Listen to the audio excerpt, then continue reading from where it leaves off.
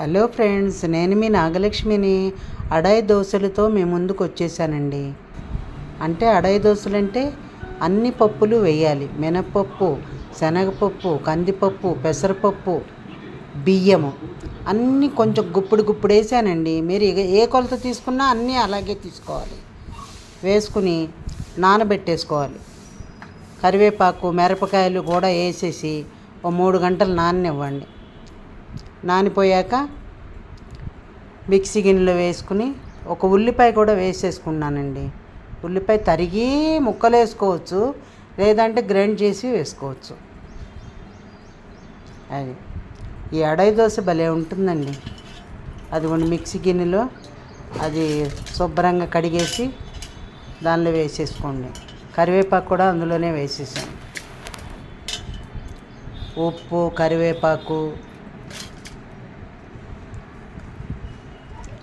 2 మిరియం గింజలు అన్నీ నానబెట్టేసానండి. నానబెట్టేసి వేసేసాను. జీలకర్ర,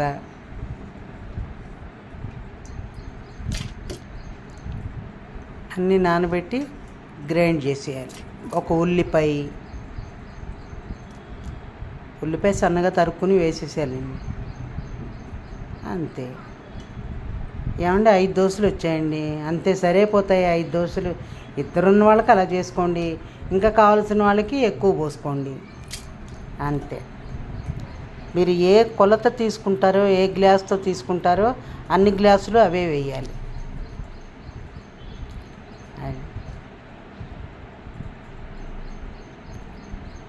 మిక్సీలో వేసేసి ఉప్పు వేసేసుకోండి.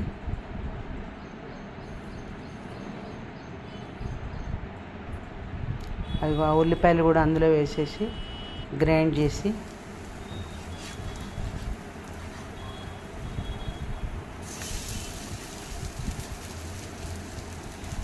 ఆ పిండితో ఇలా దోశలు వేసేసుకోండి.